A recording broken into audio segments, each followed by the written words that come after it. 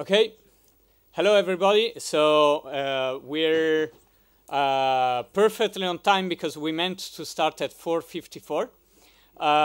We didn't tell you, but it was like that. So welcome everybody. Thank you for coming.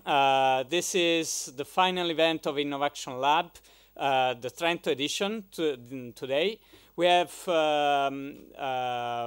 actually gone through 2 months of course with our students, and today we will see them pitching.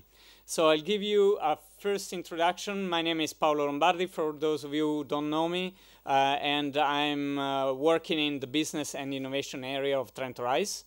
And I want first of all to thank the people from our jury. So Franco Roman from H-Farm, Laura Scaramella from Early Bird, Joe Petillon from Banner Ventures, Clemente Germanetti from The Pixel and Working Capital. Then our two, Andrea Boni from Ban Trento, Paolo Gregori from Confindustria Trento and FBK. And we're waiting from Matteo Panfilo of Principia, who'll be coming. Let me repeat again. Welcome. So InnovAction Lab is being brought to you by sponsors Trento Rise, EIT ICT Labs, and University of Trento. It's actually quite a nice experience of collaboration because everything started pretty independently from the University of Trento on one side for initiative of Dr. Matteo Bonifacio of the Faculty of Economics back sometimes in May 2011. And Matteo Bonifacio actually had all the deans of the faculty of the faculties of Trento agree on having a course like this one. At the same time, Trento Rise was independently organizing the same course. We found out and we merged our efforts together. So the reason why you're here and we managed to do all this is thanks to this joint effort. So we joined forces in January, and in 3 months we had the course start, and it was pretty an exciting and very busy time, I can tell you. So what is the course? So the course was structured like this. We had 48 people divided into 12 teams, so each team having 4 people. And they are coming from PhD students, master students. We have people from the 3 years beginning. I'm not sure, laurea, right? And the undergrads, and even people from outside these circuits. And we put them all together, and we asked them to create teams of 4 that were divided by background. So 2 people from I background, informatics or engineering in Italian, okay, 1 person from economics, meaning really business, sociology or law, and 1 person from other, altro, right? So that means in our case meant in most of the cases cognitive sciences, but also other backgrounds from outside. And the goal was to develop a business plan and a pitch in 8 weeks. And each team was assisted by a mentor who is an experienced entrepreneur or somebody experienced in business coach. So the structure really was, we started in April, we had seminars, at the same time people were building teams, and then when the seminar stopped, then we started the pitch training with 2 pitching sessions. Overall, from some point after the teams were formed, the mentors would pop in and they worked with 1 per team, with each team. And then we're here at the final. So what happens today is that our jury will select out of 5 teams that got to the final. So we started with 12. 1 went bankrupt. I mean, they actually didn't manage to get to the end of the course, So 5 teams were selected for the final. We think they are among the best. It was very hard choice to select these 5 ones. So among the best ones that were in the course. The winner of this competition will be admitted to the final event in Rome, going to happen July the 4th. And for sure they will win a 1-week training, full immersion training in a summer school. But if they win the final in Rome, they can convert it to another actually award, which is going for 10 days to a startup hub. Not yet completely defined, but it should be either Israel or Singapore, or it could be Silicon Valley or Berlin. So to the jury, you're asked to select the idea. So you're asked to select 3 ideas, first, second, and third, in your opinion. Okay? And please select the idea that you think is the best idea, putting everything together, the team, the pitch, and the business model. Okay, and the business idea. So these are the seminars we went through, and 2 of them were actually offered by the faculties of the University of Trento. This is the agreement we managed to reach in January. I mean, that the faculty managed to offer with that short time these 2 seminars, and I'm very excited actually from what we had. From having them. So one was from the Faculty of Economics and one from the Faculty of Cognitive Science. And then some facts about our participants. So we had, this is the kind of distribution you see, so 70% male and 30% female, which in the startup world, guys, it's a great fact. A great success, and we had many people from who were non-Italians. Also great success, I think, and we mixed up pretty well the backgrounds I told you before. So we had 24 I's, meaning engineering and informatics, and 12 economics, meaning also sociology, and 12 others. So each team was asked to have 2 I's, 1 E, and 1 A, and 1 female, and 2 nationalities. And and it was pretty hard for the teams. We actually had to concede at the end that one team wouldn't respect the rules because they were getting mad, and we didn't want mad entrepreneurs. We wanted focused entrepreneurs. So in overall, we had a great experience with 18 different nationalities, 19 PhDs. I already mentioned, but I mention again, 30% of women, and an average age of 27. And well, I don't know how you see the final 2 lines, but 80% of the people could speak English, and we were having the courses in English, and 36% of the non-Italians were fluent in Italian. So that helped a lot, I guess, in the teamwork. Then we had a quick satisfaction survey. Thank you to everybody who participated. We're still analyzing it, but it popped up to our attention that 25% above all of the people after the course think they would want to start their own company. And 80% actually said they would advise another person, a friend, to participate next year in InnovAction Lab.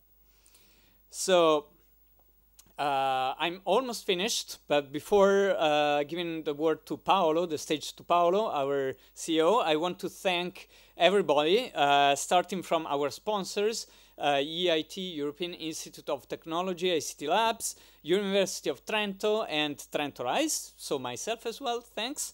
But Paolo, above all, for his support before and continuously through the course. Then all the faculties and all the delegates of the deans that helped us circulating the information, follow on the students, find the mentors in the faculties and so on. Roberto Battiti, Vincenzo D'Andrea, above all, Cinzia Lorandini, Andrea Pradi, Alessandro Rossi, Giovanni Straffelini, and Sara Zaniboni. And then our lecturers, Mirko Corradini and Alessio Dalla Costa, Professor San Giovanni Vincentelli, Professoressa Piera Morlacchi, Professor Carlo Alberto Pratesi, and Dr. Alberto Savoia from Google, and Professor Nicolao Bonini. And then I'm not going to read through all of them, but please have a look. I mean, we had very interesting mentors, some remote, some local, that actually coached all the teams. And then finally the jury. So again, I named them already. So Principia, DPixel, Banner Ventures, Working Capital, Early Bird, H-Farm, and FBK and Confindustria Trento. I probably anticipate something Paolo will also talk about. So we, in 2 days, we're having an event thanks to Confindustria Trento and H-Farm back south of Trento. So Storming Pizza, which is, I mean, there will be 4 startups pitching in front of our friends of H-Farm. And sponsored by Confindustria Trento. So I think this is a great sign from the local environment, industrial environment, that we need to take our sleeves up and work. So thanks to the team, of course I'm also in there, but thanks in particular to Augusto Coppola, who helped us through all the process, and to Matteo Cevese and Alessandro Ligaboro, who are hiding somewhere in the back, for their work. And finally, a big thanks to all the students who participated. We tried to give this puzzle of all the different faces we had. So thank you, and I'll ask for a round of applause to the students before starting.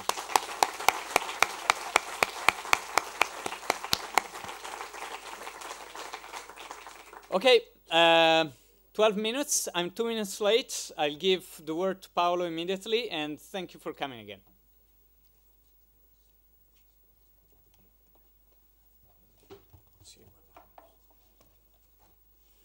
So thank you, Paolo. And when yesterday Paolo, with a huge amount of time in advance, asked me to come here and to say a few words, and just 2 minutes ago he told me I should say speak in English. I was convinced to speak in Italian.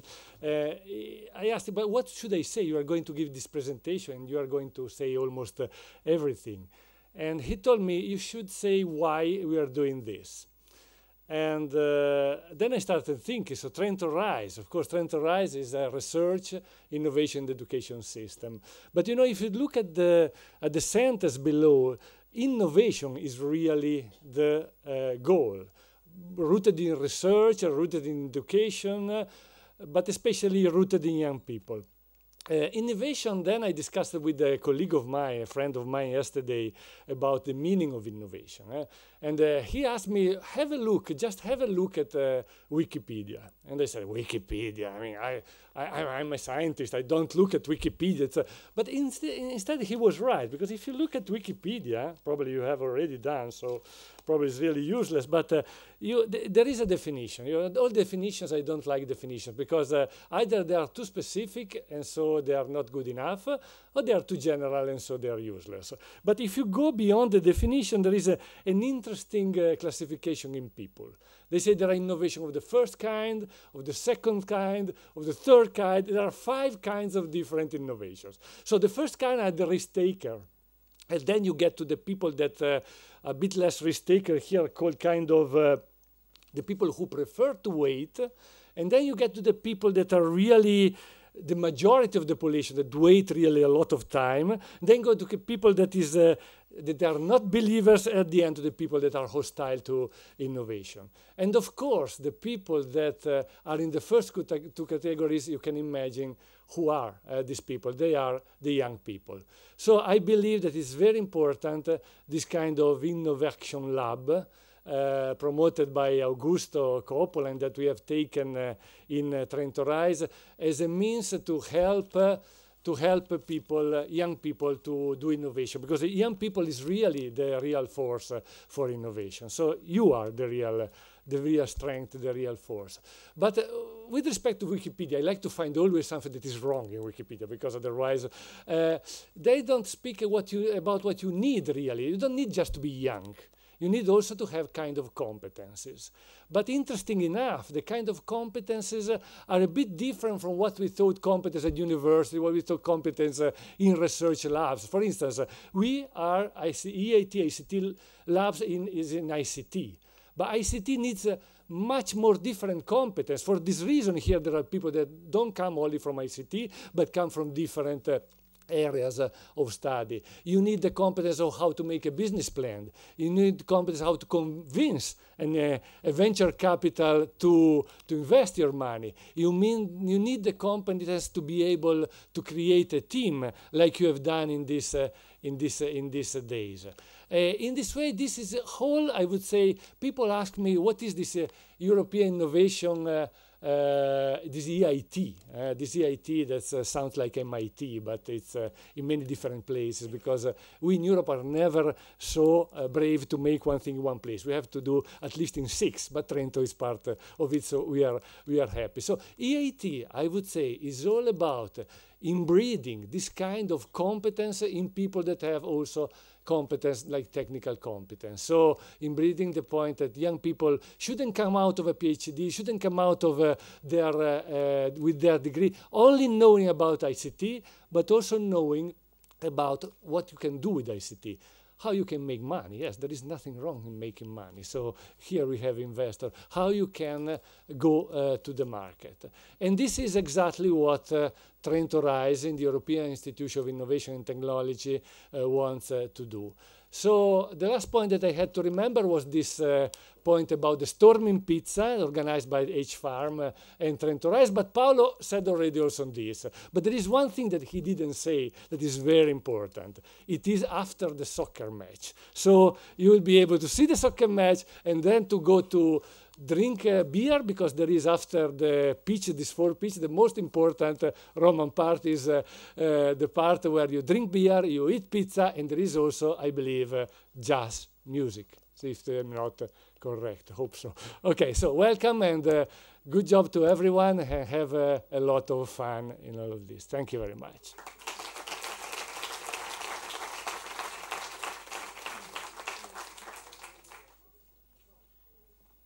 Okay. Well, I'm sorry. I didn't know if I mentioned that Paolo is CEO of Trento Rise, and so thank you, Paolo. 2 more things. One, the pitches will be in Italian.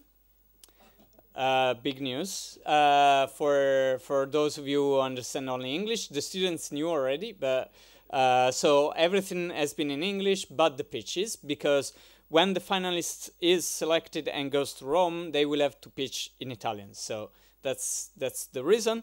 And second thing, so they have 7 minutes for the pitches, and then we go on to the next. So everybody gets ready with his or her own PC or Mac, whatever, and when the other pitch is about to finish.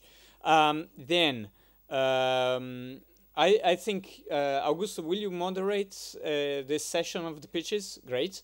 And then finally, we have a surprise for foreign students, because MoneyGram sponsors one special place for one foreign student that we select today to participate in the summer school in the 1 week, even if he or she is not in the winning team. Okay, so we will announce the winner name later today. With this, I think we're ready to start. By the way, sorry, we actually thank Comune di Trento for being present and supporting today. We have the greetings of Assessore alla Cultura, right? Maestri. To everybody, and so yeah, sorry about that again. Okay, we start. Augusto, Shall we call the first one? Yeah. Okay, and the first one is Deal to Park.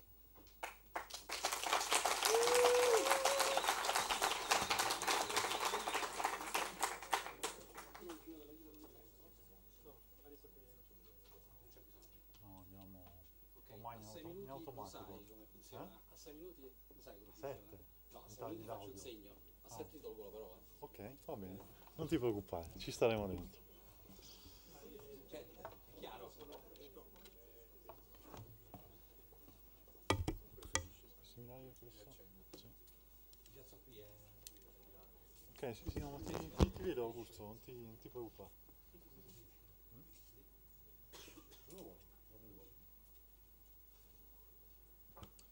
Ok, vediamo se la tecnologia aiuta. È possibile spegnere le luci per cortesia? Grazie. Ancora. Pronti?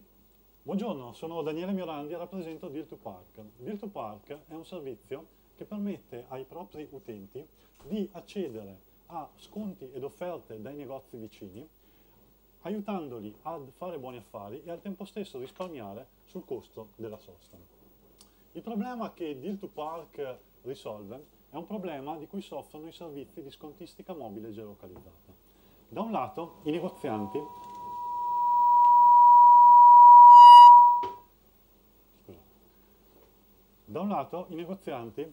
non sono attratti ad utilizzare dei servizi che non abbiano una base sufficientemente ampia di utenti. D'altro lato, gli utenti non sono motivati ad utilizzare un servizio che non presenti un numero sufficientemente ampio di offerte. Il risultato è una situazione di stallo in cui il servizio non decolla.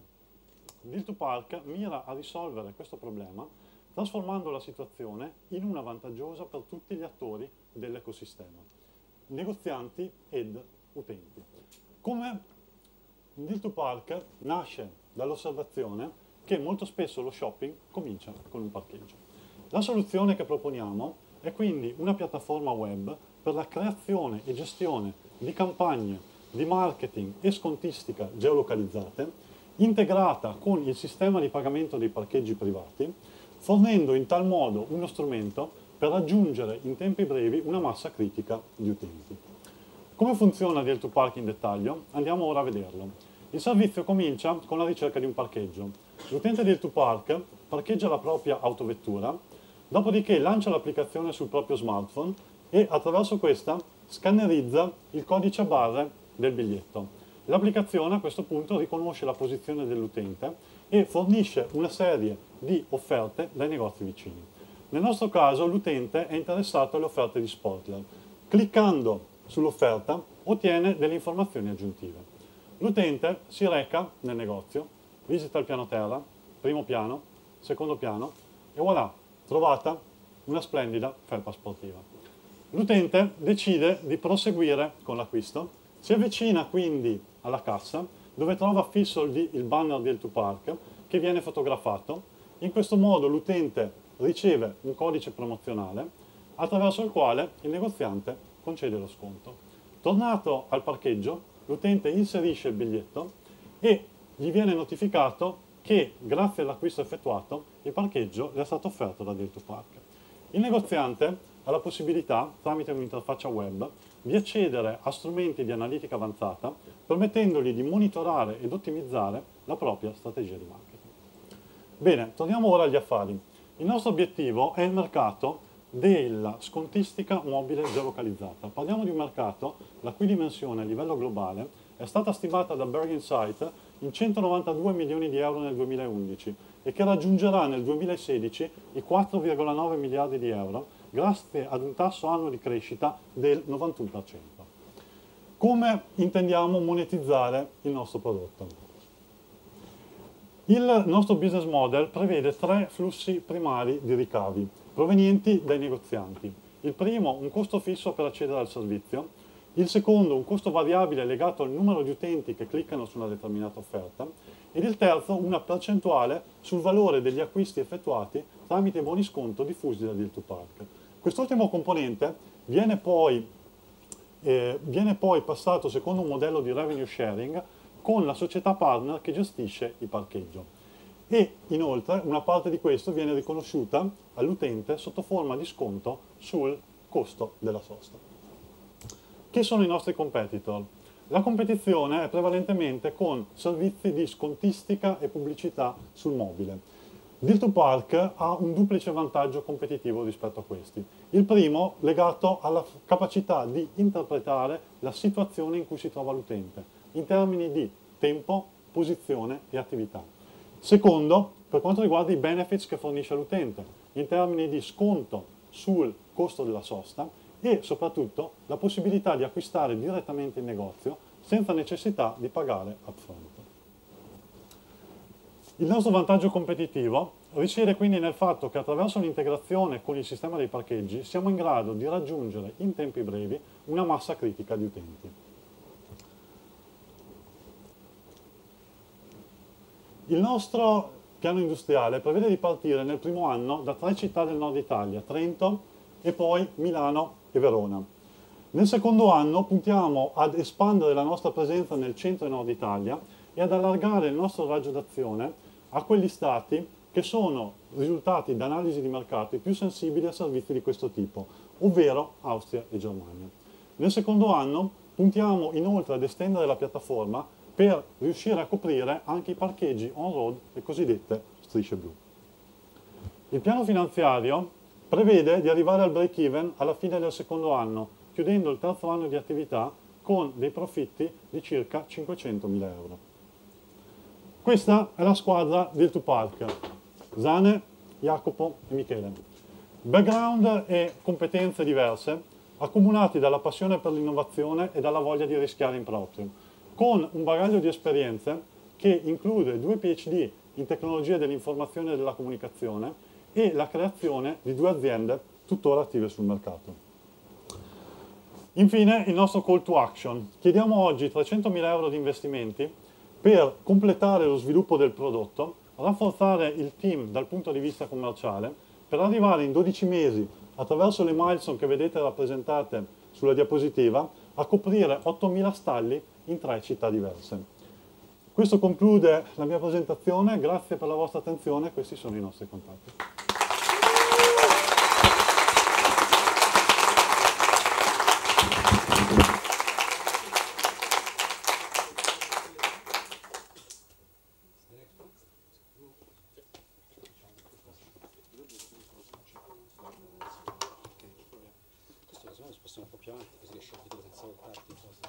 Ok, sì, tanto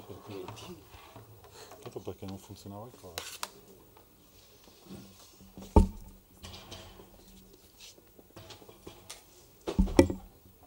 Così riesci, metti in una posizione che non devi guardare il posto.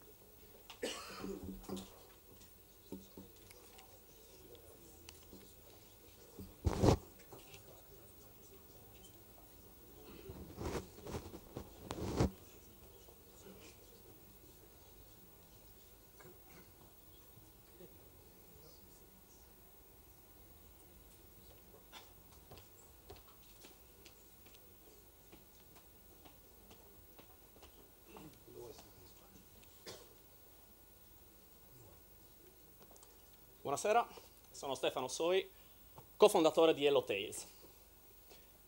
HelloTales è una startup che si vuole inserire nel mercato delle pubblicazioni digitali per bambini.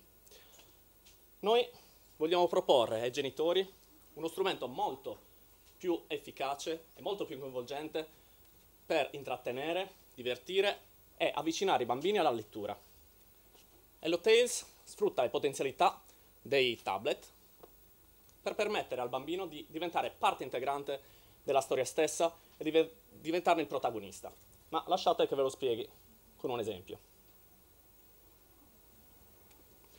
Ok, Laura, la mamma di Francesco, dopo un'intera giornata passata a lavoro, decide di voler trascorrere la serata in maniera diversa con suo figlio. Come potrebbe sorprenderlo con un regalo che sia divertente ma istruttivo al tempo stesso? Apre lo store di Hello Tales e sceglie una storia, in questo caso Cappuccetto Rosso. In breve può anche selezionare i personaggi che poi Francesco potrà personalizzare. Infatti, una volta a casa, vediamo che il bambino potrà personalizzare i personaggi del racconto, impostando nuovi nomi, nuovo aspetto e personalizzandoli come più gli piace. Inoltre, durante la lettura, sarà il bambino stesso a scegliere come il racconto si evolve e la sorte del suo personaggio, come abbiamo visto in questo caso. Un'altra caratteristica importante dei nostri libri è che i bambini possono sperimentare nuove e interessanti tipi di interazioni col dispositivo, come in questo caso in cui il bambino deve soffiare fisicamente sul tablet per far volare via le foglie e leggere il cartello. Chiaramente la lettura è una parte integrante dell'esperienza, però questa si fonde nel nostro caso con gli altri aspetti più ludici del libro, come per esempio i giochi di logica, come questo qui. Insomma, questa è un'esperienza coinvolgente dalla prima all'ultima pagina, che permetterà e farà divertire i bambini in maniera educativa e che gli permetterà di leggere il libro tante volte ed ogni volta scoprire una storia diversa. Per cui, infine, vissero tutti felici e contenti con Hello Tales. Tutti, i bambini, perché si divertono, e i genitori, che riescono ad avvicinare i loro figli alla lettura. Ma perché i bambini dovrebbero scegliere proprio Hello Tales? La risposta è semplice: non siamo riusciti ad individuare nessun'altra applicazione che fosse in grado di coinvolgere e mettere al centro della narrazione il bambino. Infatti i nostri punti di forza sono, in particolare, la personificazione, quindi la personalizzazione dei protagonisti e la possibilità di impostare e decidere la trama stessa del libro. Cioè, nonostante vogliamo ottenere dei livelli qualitativi molto alti anche nelle altre features che caratterizzano alcuni dei nostri competitors, come ad esempio ottima grafica, giochi divertenti e storie di qualità. Hello Tales si propone come publisher ed editore delle proprie storie. In concreto vogliamo fare inizialmente l'outsourcing della parte più creativa dei libri, quindi di scrittura e di illustrazione, e tenere in-house la parte più tecnica, sviluppo dell'app, implementazione delle animazioni e sviluppo dei giochi. Un'altra cosa che vogliamo tenere in-house è sicuramente l'integrazione di tutti questi diversi ingredienti, che è una cosa fondamentale. Il mercato a cui ci rivolgiamo è molto vasto ed è in rapida crescita. Dai nostri dati che siamo riusciti a integrare da diverse fonti, possiamo vedere come ci siano circa 17 milioni di potenziali consumatori solamente per Stati Uniti e Canada, mentre altri 9 milioni li possiamo trovare in Europa tra Italia, Francia, Germania, Spagna e Regno Unito. Inoltre questi mercati, ossia quello dell'app e quello dei libri digitali, sono in rapida crescita, hanno dei tassi di crescita annuali molto alti, rispettivamente del 62 e 72% per gli Stati Uniti. Come vogliamo monetizzare? In diversi modi. Prima di tutto tramite, questo è il più importante in termini di revenues, il più importante sono gli acquisti in app, quindi acquisti di libri e di contenuti extra premium abbinati alle letture, appunto. In seguito, una volta raggiunta una massa critica, stabiliremo delle partnership e sponsorship con grandi aziende che possano appunto finanziarci per la produzione e pubblicazione di libri sponsorizzati e gratuiti per l'utente finale. Un'ultima strada che percorreremo sarà quella della concessione di licenze per i nostri prodotti e quindi per i nostri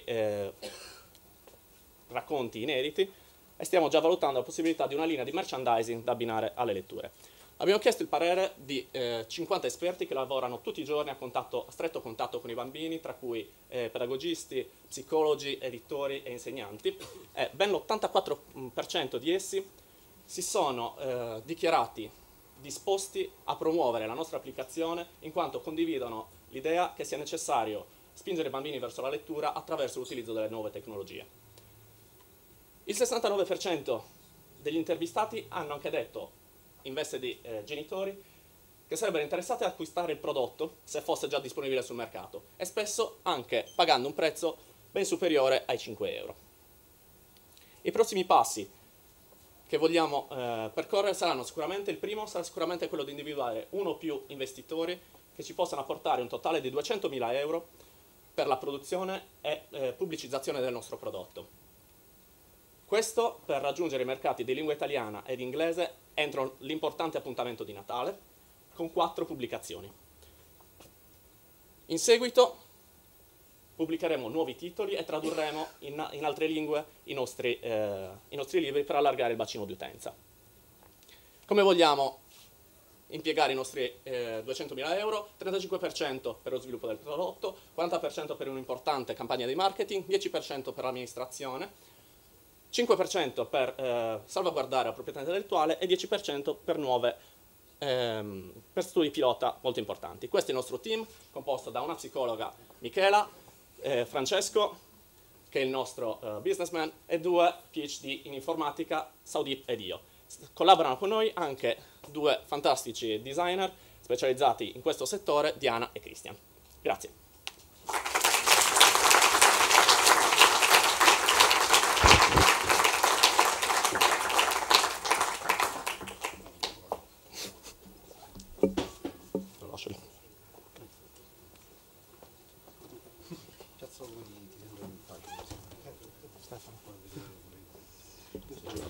Sì, sì. Quando sto scomodo, vedi che comincio a girarmi.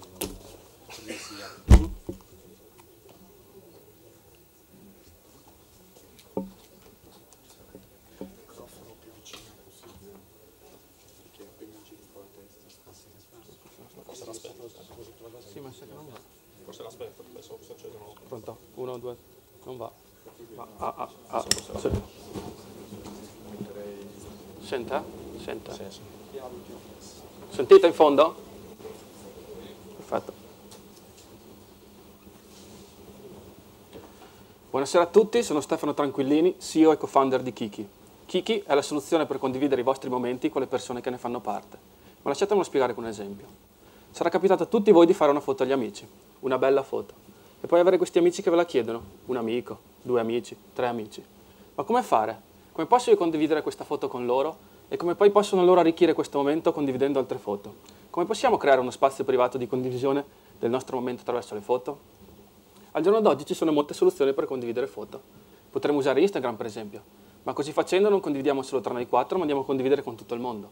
Potremmo usare Facebook, ma anche in questo caso per condividere con 4 persone vado a condividere con altre 2000 persone che sono la somma dei nostri amici. Vuol dire 500 volte più del necessario. È veramente necessario condividere con così tante persone? E soprattutto si sa che non tutte le foto sono fatte per Facebook. Ci sono sistemi che permetterebbero di condividere esattamente con queste persone. Potrei usare la mail o il Bluetooth, ma queste sono macchinose e mancano di quell'interfaccia e usabilità che è necessaria quando si vuole condividere foto per averne poi il ricordo. Quindi non sarebbe fantastico avere un'applicazione che ti permette di fare la foto e ti permette di condividerla con le persone che sono con te, che stanno vivendo il momento assieme a te? E a questa domanda, 73% delle 200 persone che abbiamo intervistato ha risposto sì. Ed è per questo, e non solo, che abbiamo pensato a Kiki. Kiki è un'applicazione mobile che ti permette di scattare la foto, applicarci dei filtri, e poi l'applicazione ti mostrerà le persone che sono vicino a te con Kiki installato sul loro cellulare. E questa è la caratteristica di Kiki, mostrarti le persone che stanno vivendo il tuo stesso momento con te, cioè quelle persone che sono realmente interessate ad avere la foto.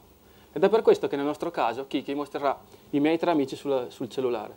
Io, semplicemente selezionandoli, posso creare un gruppo di condivisione privata tra noi 4. A loro riceveranno una notifica per entrare nel gruppo e, una volta accettata, la foto che prima era solo mia verrà automaticamente sincronizzata attraverso Kiki sul loro cellulare. Fantastico, no? Nel mondo della condivisione di fotografie c'è molta competizione. Abbiamo diviso i nostri competitor su 2 scale. Il livello di condivisione da pubblico a più preciso che permette di selezionare le persone, mentre sull'asse verticale la user interface delle varie applicazioni per quanto riguarda la condivisione di foto attraverso il cellulare. Come è possibile vedere ci sono 2 macrogruppi, in alto a sinistra i vari social network che hanno un'ottima usabilità, ma permettono di condividere o pubblicamente o solamente all'interno della propria social network. Mentre in basso a destra abbiamo quelle soluzioni che si slegano dal concetto di rete sociale, ma che però mancano di quella usabilità e interfaccia che è necessaria per quanto riguarda la condivisione di fotografie. E noi, con Kiki, andiamo a piazzarci là in cima in alto a destra, creando un'applicazione per la condivisione di foto che ti permette di condividerlo esattamente con le persone che stanno vivendo il momento assieme a te. Ed è questa la nostra caratteristica. La nostra condivisione è basata sul contesto e la posizione. Sono le persone che sono con te, che stanno vivendo il tuo momento, quelle realmente interessate e quelle che tu puoi selezionare attraverso Kiki. Noi ci sleghiamo dal concetto di rete sociale, non devi essere più legato a qualcuno con l'amicizia o essere un follower di qualcuno per avere la fotografia. I gruppi sono dinamici, si possono creare, modificare ed eliminare a piacimento qualsiasi volta si voglia. L'interfaccia nostra è fatta per le fotografie, quindi oltre alle fotografie abbiamo informazioni per quanto riguarda chi l'ha scattata, dove e quando.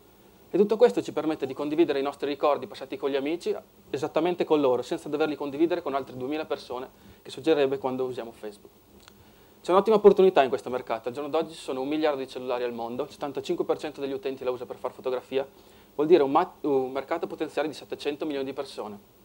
E il nostro business model è stato pensato per questo. Infatti, Kiki è stato pensato per essere gratuito, ma limitato sotto certi aspetti, come il numero di foto che si possono condividere ogni mese. Questo sblocco può essere tranquillamente eliminato invitando 5 amici nel sistema o comprando all'interno dell'applicazione la feature dello sblocco. Generalmente il 3% degli utenti è portato a pagare in questi ambiti di applicazioni. Ciononostante questo l'anno scorso ha generato 8,5 miliardi, con una crescita del 30% rispetto all'anno precedente. Ed è anche per questo che la nostra applicazione, oltre allo sblocco, avrà molte altre funzionalità che è possibile comprare, come filtri e molto altro ancora. Il marketing di Kiki, come nel nostro caso, è necessario avere un numero alto di utenti per riuscire a finalizzare le nostre revenue stream. Il nostro marketing sarà virale principalmente per 2 aspetti. Per primo, perché è virale all'interno degli amici. Pensate a un gruppo di 5 amici dove 2 hanno Kiki. Questi 2 amici saranno portati a portare gli altri amici all'interno del sistema. Successivamente, qualora queste 5 persone vogliano lo sblocco gratuitamente, saranno portate a invitare altre persone all'interno del sistema, come avete fatto tutti voi con Dropbox.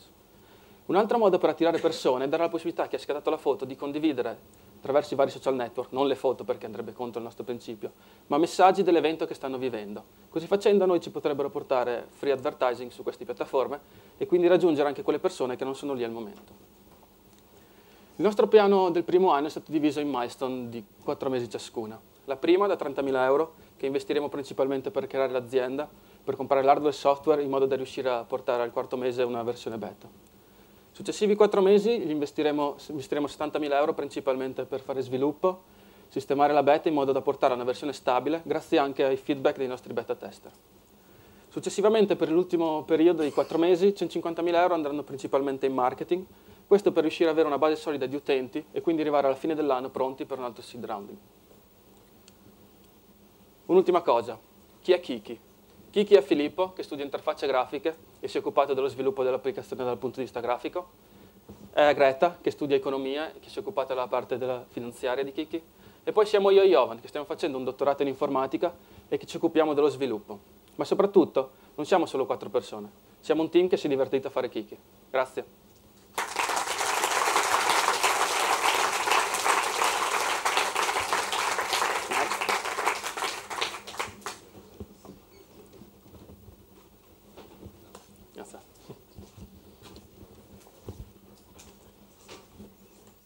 Devo bere.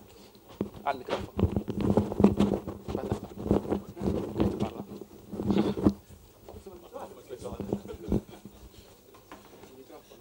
Posso usare?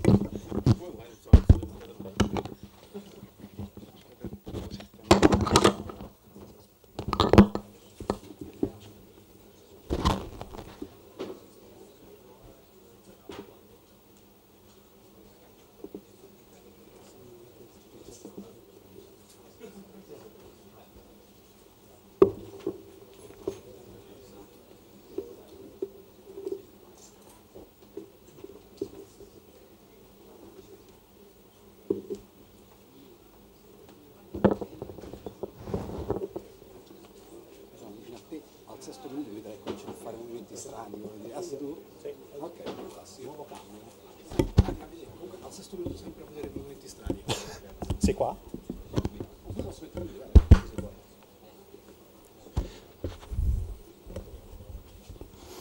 sentite?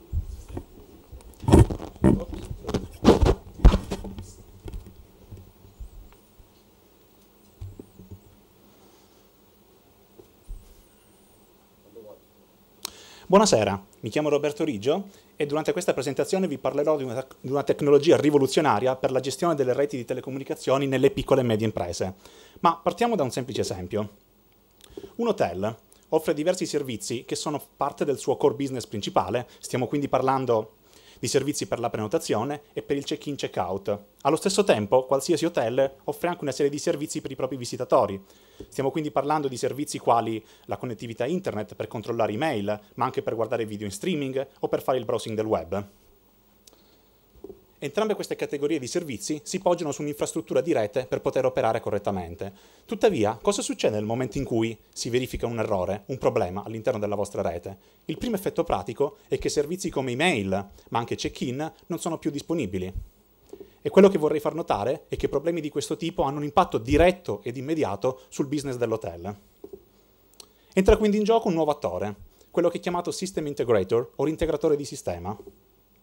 L'integratore di sistema è l'attore che provvede a fornire l'equipaggiamento di rete per l'hotel, per l'attività commerciale, ma non solo. È sempre l'integratore di sistema che si occupa della pianificazione, dell'installazione e della configurazione della rete stessa. Inoltre, nel momento in cui si verifica un problema all'interno della rete, è ancora il System Integrator a intervenire per fare manutenzione e per risolvere il problema che si è verificato. Tuttavia, al crescere della dimensione della rete, in termini di dimensione fisica ma anche di servizi offerti, vediamo che la complessità per gestire la rete stessa inevitabilmente tende a superare le capacità o le risorse dell'integratore di sistema. Cosa succede in questo caso? Beh, l'approccio più comune è quello di introdurre un nuovo elemento all'interno della vostra rete. Questo è chiamato tipicamente network controller e che permette di gestire reti di dimensioni che stanno crescendo. Qual è il problema? Beh, è un dispositivo estremamente costoso, possiamo arrivare a 25.000 euro. Inoltre è single vendor, quindi nel momento in cui l'integratore di sistema decide di rivolgersi a Cisco per questo componente, inevitabilmente dovrà rivolgersi a Cisco per il resto dell'equipaggiamento. Oggi vi presento una nuova soluzione che vi permette di eliminare la necessità di questo dispositivo hardware costoso, che vi permette di implementare una politica più flessibile nella scelta del vostro equipaggiamento e che semplifica la gestione della rete. Noi chiamiamo questo prodotto Nuvolite. Nuvolite sposta la gestione della rete all'interno del nostro cloud e fornisce all'integratore di sistema un punto unico per gestire più reti.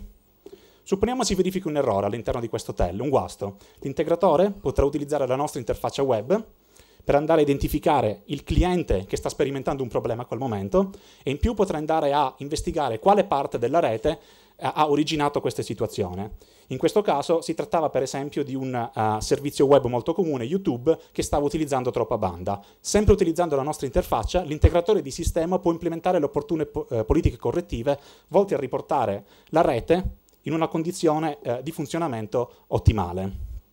Ovviamente questo non è tutto quello che potete fare con Nuvolite. Attraverso Nuvolite è possibile anche implementare altri tipi di servizi, monetizzare la vostra rete, implementare politiche di access control e non ci rivolgiamo solo agli hotel, ma Nuvolite è adatto a ristoranti, scuole e in generale a qualsiasi piccola e media impresa.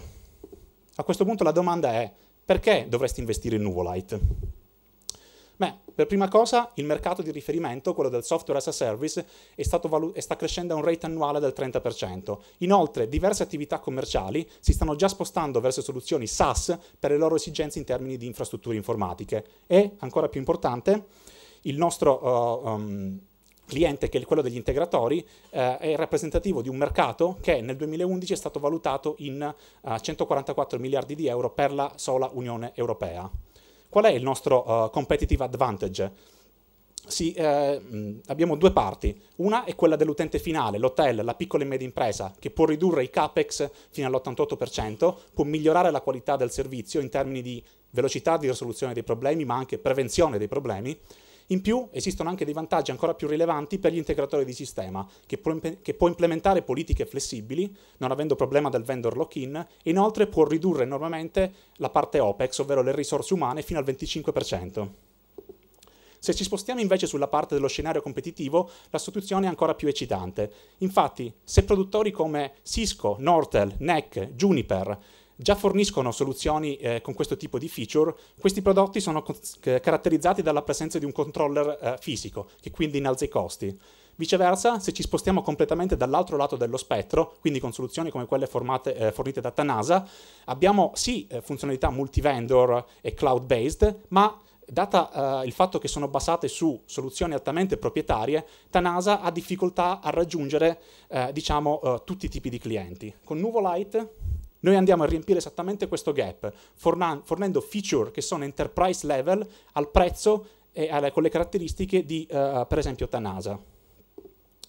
Dal punto di vista tecnico, Nuvolite implementa un network controller che ha vita all'interno della nostra cloud, utilizza una service-oriented architecture e in più Nuvolite sarà la prima azienda a portare all'interno delle piccole e medie imprese una tecnologia rivoluzionaria da poco arrivata sul mercato e chiamata OpenFlow. OpenFlow è l'enabler tecnologico che ci permette di parlare con dispositivi prodotti da vendor eterogenei e ci permette di portare all'interno della piccola e media impresa la soluzione enterprise level come la virtualizzazione di rete, ma anche security and privacy.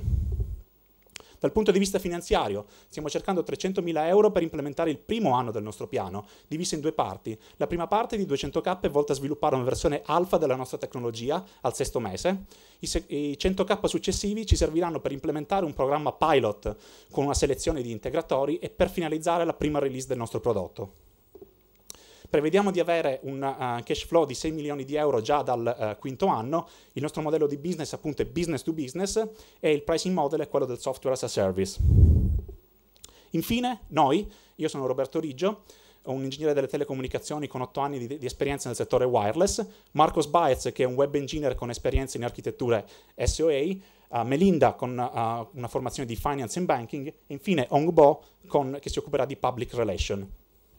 Questi sono i contatti. Grazie.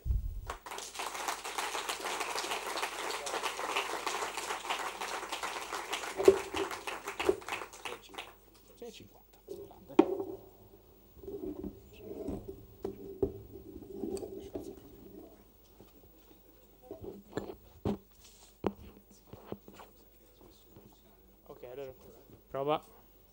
Quello funziona, usa questo. Io metto dove stavo prima, Jacopo. Vedi che faccio segnali strani, che se ne farò non so sto io.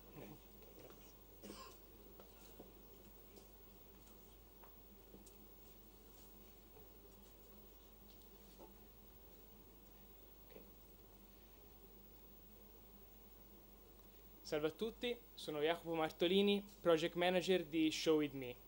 La nostra mission è quella di eliminare i problemi di comunicazione tra i designer e i loro clienti, aiutandoli ad ottenere risultati migliori in minor tempo. Vediamo un esempio della situazione attuale. Il nostro cliente ha bisogno di una locandina per il suo nuovo film.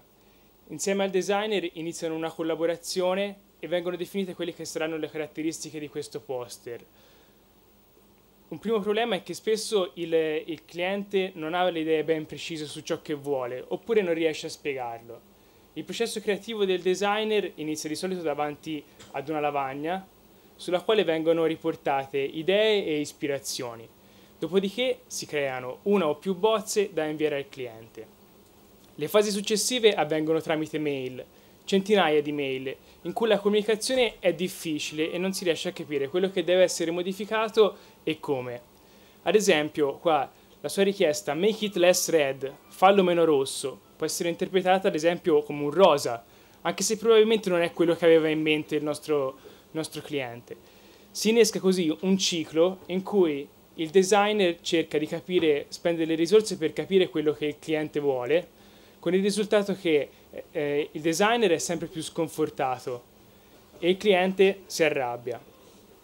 La soluzione a questo problema è ShowitMe, una piattaforma semplicissima da utilizzare.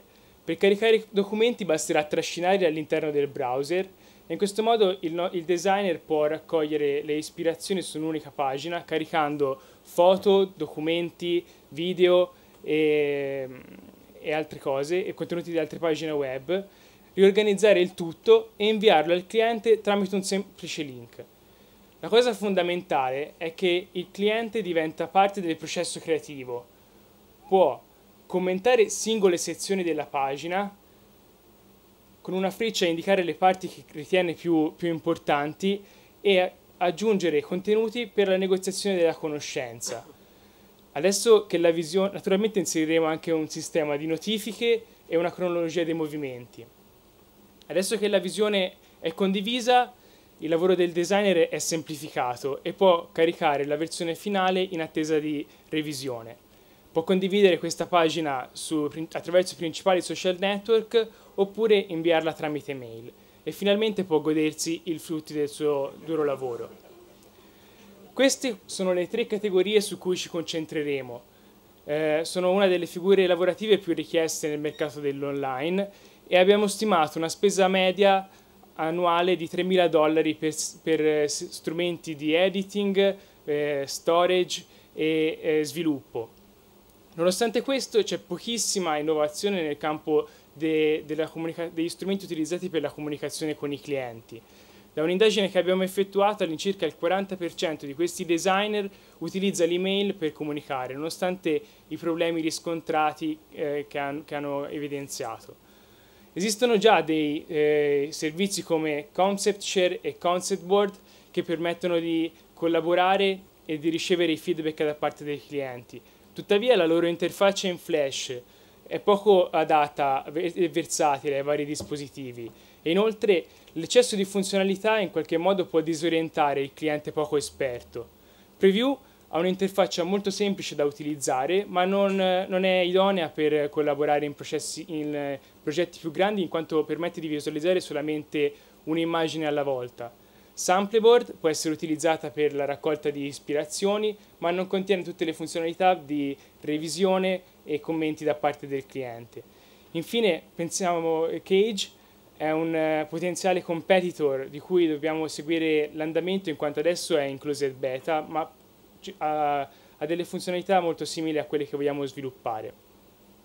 Pensiamo che la possibilità di caricare i contenuti e riorganizzarli con estrema semplicità e la possibilità di avere una visione d'insieme dell'intero progetto saranno per noi dei punti di forza molto validi. La versione di base sarà gratuita per tutti gli utenti, tuttavia vogliamo dare la possibilità agli utenti professionisti di accedere a una serie di funzionalità aggiuntive ad un costo di $19 mensili. In questo modo potranno avere accesso alla gestione di più di 4 progetti contemporaneamente, lavorare in gruppi più ampi, la possibilità di avere un indirizzo personalizzato e ulteriori funzionalità nell'ambito della sicurezza. Le immagini che avete visto del nostro demo sono state realizzate con la versione alfa che abbiamo sviluppato. Nei prossimi mesi coinvolgeremo alcuni utenti del mondo del design per sviluppare sulla base delle loro richieste le funzionalità necessarie per il lancio della beta prevista per dicembre, dopodiché vogliamo raggiungere quanti più utenti possibili per la valutazione e il miglioramento del nostro prodotto. Stiamo cercando un microseed di €70.000 che utilizzeremo nei prossimi 6 mesi per il lancio della versione beta, che utilizzeremo principalmente per pagare il lavoro di 2 esperti nell'interfaccia grafica e altre 2 figure per il mantenimento del lato server e dell'infrastruttura. Il mio team, abbiamo Roman e Pavel che hanno un background nell'informatica, nell'ICT e delle ottime competenze nel web development. Margherita è la nostra marketing guru e esperta in finanza e infine la mia funzione è quella di unire gli aspetti tecnologici alle esigenze di mercato. Concludo invitandovi a visitare il nostro sito e a inviarci i vostri feedback. Grazie a tutti.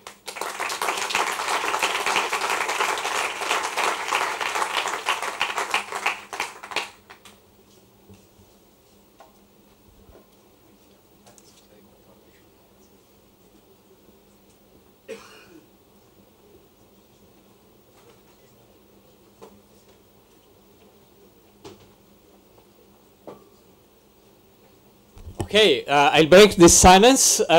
So the pitch stuff finished. 5 teams, if you counted. So we switched back to English. It's now I would ask the judges to write the three names of the first, second, and third in your opinion, and then I'll collect the papers while we match everything. And actually, it's my pleasure to invite here Daniele Cassini, CEO of Ciceros, or I'm not sure of the pronunciation in English, who will tell us about his experience and as a young and just funded startupper from Italian VCs, and overall of how he sees it doing business in Italy and Silicon Valley. Okay, so one round of applause for both for the pitchers and Daniele.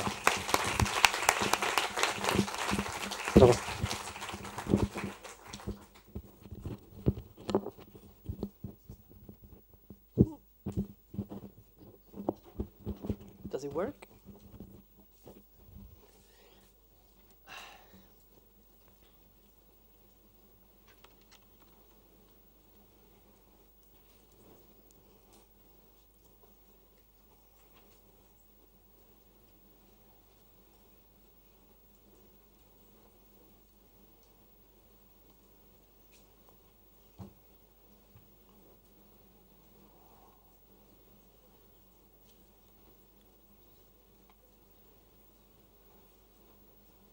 Okay.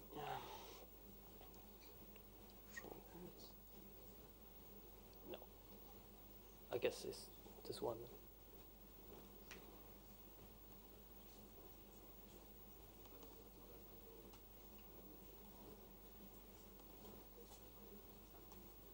Okay, it works. Good evening, everyone. My name is Daniele. I've been asked to give a talk to you about our little experience about our startup. The only problem is that I prepared a presentation in Italian just a few hours ago. I said, hey, you have to talk in English. So I do apologize in advance if I screw up something. What we do, Ciceros is a search engine for tourists. The problem is that because of the overload of information, tourists actually spend entire days or even weeks before getting an idea about a destination they don't know. Information on the web is really sparse and spread. And Ciceros actually groups and things links together and uses smart algorithms to allow people to navigate to get an idea, easy idea of what you can do in a place. However, I'm not here to talk about the product. I just want to share with you our little story and what we learned. Hopefully it can be useful for you. So it all started in Silicon Valley in California, where we went with a Fulbright grant. And then we found out this is, I think, is every startup's land dream. You find beautiful beaches, garages. You find a lot of guys that start from a garage and then they create Google, Apple, and just big companies. A lot of money, investors. So it's like kind of a dream.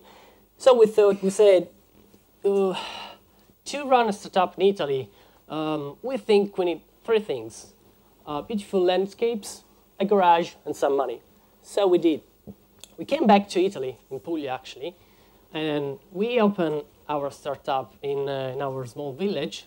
We used the garage of my dad and raised about 200,000 euros from grants and Italian venture capital. And then we had the startup. But joking aside, my message is, do we really need to go 10,000 miles away to run a startup when I think everyone in Europe can try to run the startup in his own country? We have beautiful countries, we have money, here there are investors, they're looking for opportunities, and I think it's easy to find garages as well. So what we learn, what we think, just five things I think we learn, and then I think are very, very important for when you start a startup, when you run a startup. So passion, it might sound obvious, but passion is the only thing that prevents you to stuck with problems. At least this is what happened to us. Knowing that what you're doing is even microscopically give a contribute to the world, makes your life happy. I'd pay actually to do the job I do today. Unfortunately, the company pays me, but it's okay anyway. Persistence. This is probably the most important point. Well, I said we came back in Italy, we raised the money from Venture Capitalists. Sounds easy. Actually, we spent 1 year, one black year, with no money, working in the garage, as I said, stopping the project, working with small clients. And even worse, I come from southern Italy, where there is another culture. Hearing your mom saying, hey, what you doing? You got a degree, you work in the garage with no money. What should I say to my sister? So culture complicated things. But if you persist, eventually things will get better. I remember a quote of Steve Jobs that said that the difference between great entrepreneurs and entrepreneurs is persistence. About 50% of the success should come from here. Third thing, sorry, the team. With the right people, I think you can go in the space. We constantly look for skilled, great people every day, every event. This is why I'm here actually. Okay, no words. And it's really important that you only have a player in the team. Sometimes some friends ask, hey, I have a great idea. I want to do a startup, but I have a problem. I don't know a lot of people to form a team, because at the beginning a problem is to find the right people. Then I say, welcome in the networking environment. So networking, knowing a lot, meeting a lot of people is actually part of the skills of a startup. So InnovAction Lab, for example, might be an example of how to build your network of events like this. Errors. If you do something new, if you innovate, you make mistakes. It's not my sentence, it's Albert Einstein. And I can say it's true. We've done really a lot of mistakes and failures, but what we've learned from that is important. So hopefully we won't do it again. But don't be afraid of doing mistakes. In the snowboarding or kite surfing culture, there is well, we say that if you're not crashing your face against the waves, you're not improving, and it's true. And the last thing is think big, innovate and think big. Every day we compare our approaches with scalability problems. We say, okay, I can tell you what our local food in Puglia, where I live, what about if we go in Peru or South Africa or Japan? Does it work? This is very, very important. When I created these slides, I was thinking to use a word as a picture. Then I thought to, again, Steve Jobs. As you guess, I love Steve Jobs. So I thought to his phrase, put a ding in the universe. Probably the phrase that you hear a lot in Silicon Valley, change the world, was too small for him. So think big. And I actually have finished. I have a call for action. I mean, we're hiring. So if you're so crazy to come, try, if you want to work with us, even for 3 months, a summer paid stage, and do a challenge work. We work with the University of Bari with their research group in semantics. We have PhD on boards, and this is where we live. So we're doing tourists. You have to respect we live in a tourist destination, and have a spare house if there are any gigs. What we're looking for is researchers or people in 2 fields: the semantics, even text or linked data, and user experience. so interfaces. So let me know if you're interested to explore and see, for example, how to apply research in the real startup, what it means. I have to be honest, why did I put this slide? Why these pictures? Because when I decided to go in Silicon Valley, I was writing my final thesis, and the first reason I chose that was I'm going to California. I mean, not to study or to work, but it turned out to be that it changed actually my life. So you don't really know what can happen. You only know if you change what you're doing. So hopefully we work like it worked with me. At this point, I don't know if I should talk more because I've been asked to entertain people there. This is my, I don't know where they are. But I'm open to questions, so I think it's better to stop talking, and hopefully if you have any curiosity, or if you don't, I will ask what you do in your life, or are there any researchers? Or I say, oh, okay, great. What stage of the application are you? Sorry, say again? I didn't hear. Is it already working application, or is this we finished all the engine. We will work in 4 weeks, but the milestone for our investors is expected to be 15th of August. And when did it start? Then with the new engine, 3 months and a half ago. With the previous failures, 1 year ago. In the meantime, we worked for other clients. A good thing probably for, I don't know, I don't see my investors, but I think there are, I never met, sorry. There are lots of big groups, but Dipixel and Principia, okay. Good thing is we already work with a big client. We license the technology, but I cannot disclose. We just released the API first because we haven't closed the deal. But this is good news for us. Okay. I don't know if it's possible to know if you can disclose this, but are you starting from Italy or you are already global? No, we're starting from Rome. Well, the milestone was start from 1 city to experiment, and then at the end of the year, 5 cities. This is the idea. But we actually already crawled all Italy. We're facing scalability problems. The server is exploding, but yeah, Italy.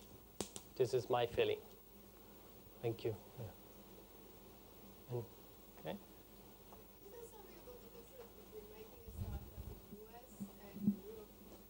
Okay. Eventually, one question which is not about the product. Well, I haven't done a startup in Silicon Valley. I worked for a startup. Well, speed. Speed, first of all. I mean, I don't know if it works in English, they're monster. Very, very tough, very fast in everything. I mean, there is no lunch break. You have to work a lot. Well, we do this in Italy too, but this is the first difference. And the second difference is the money. I mean, when you raise money, it's easy to raise more money with the same effort. This is what I've noticed.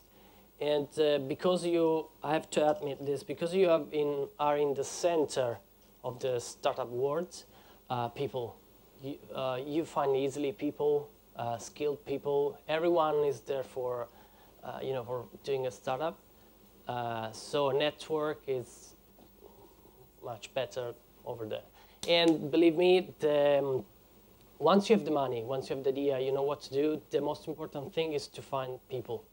And in Italy or in Puglia, where I live, it's harder. I know that in Italy there are only 3 research centers able to do this kind of stuff, and 1 is here. So if I fail here, I have to go to another country. This is what I've noticed. Are you going to run a startup, or let's see, try? a lot of investors here. they're looking for opportunities. I mean, are there any?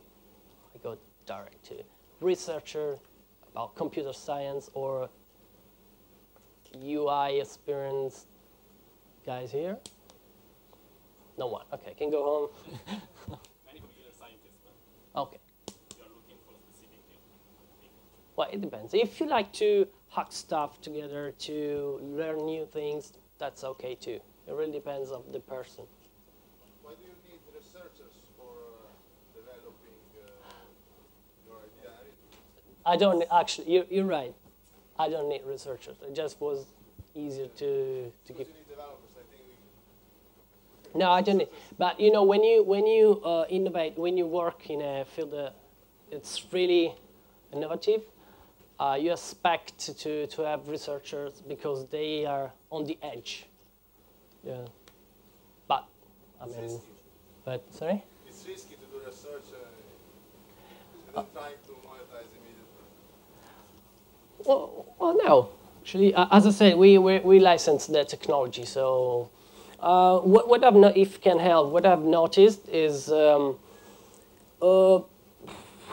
doing research in a startup is really different than doing research in a university.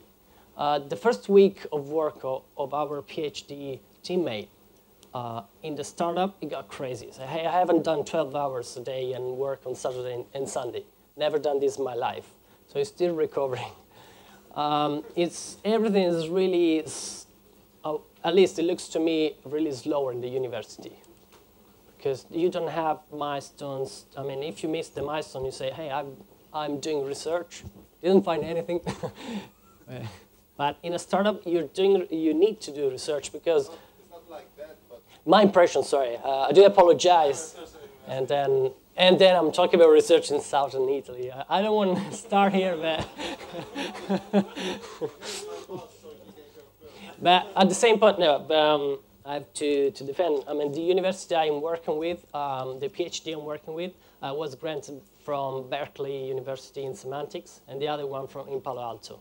So I have to be honest, they're not the last, person. But Give us some more details about your relation and collaboration with the university, with the research center. You said that you are collaborating. yeah, we work.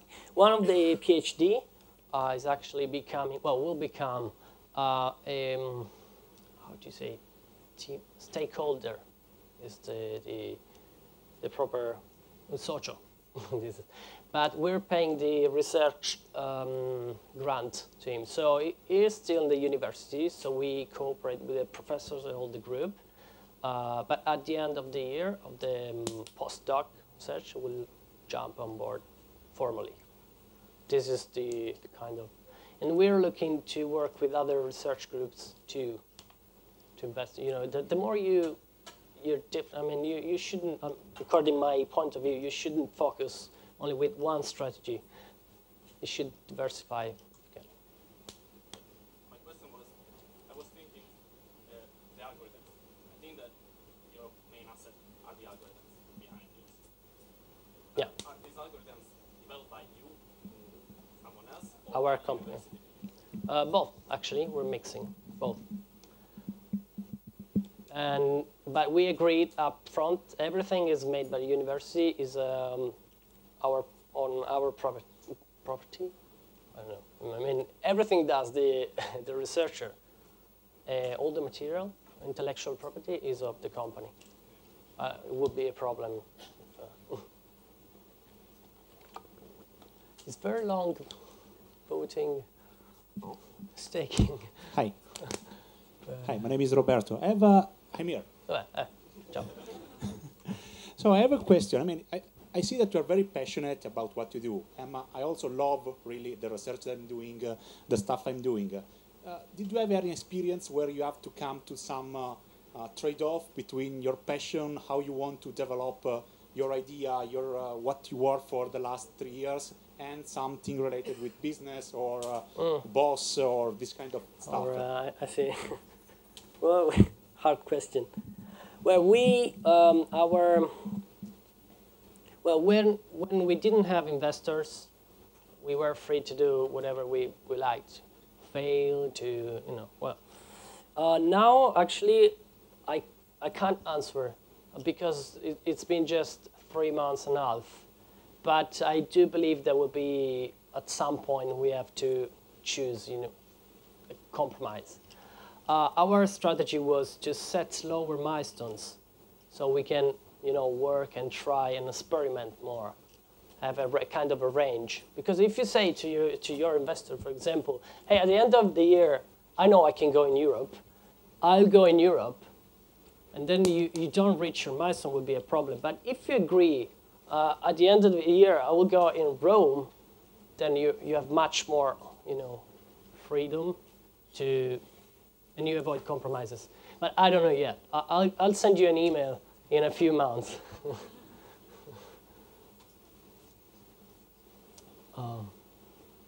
Okay.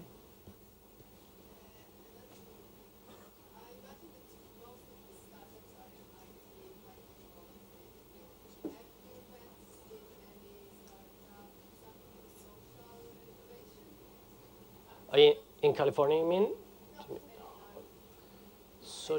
Well, I know people that work, but I haven't worked directly.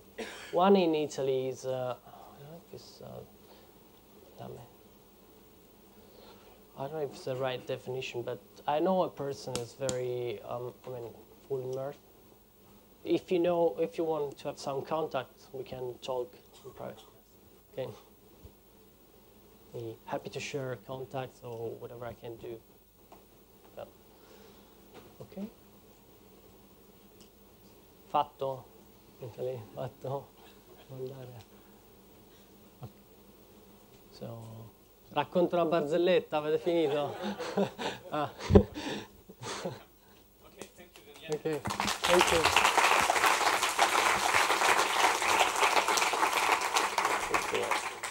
Okay, so we are ready to announce the winner.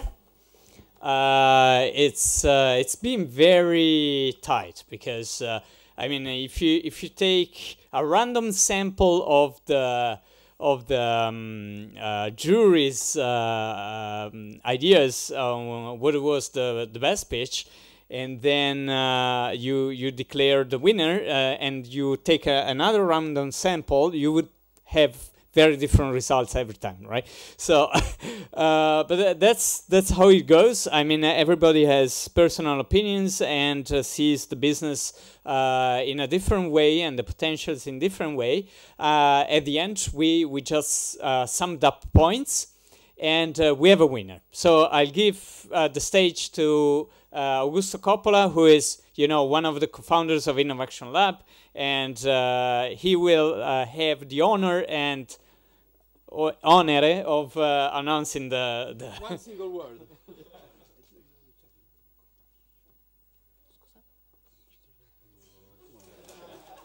I'm asking some advices. Yes. Okay. Okay. Okay. The winner is ShowitMe.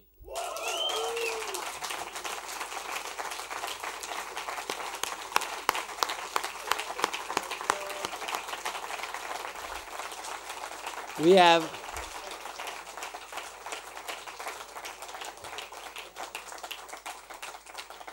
a special award for one foreign student at InnovAction Lab for Monogram. The student is required to get the award in Rome during the InnovAction Lab grand finale, and the name is Malgorzata. I'm sorry for your surname. Where are you? You?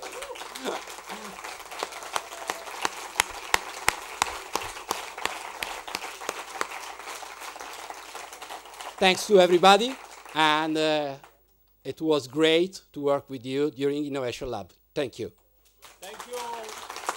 Thank you all. We have an aperitivo downstairs in foyer, so you're welcome to stay and connect and network, etc. Okay, thank you for coming again. Thanks to everybody.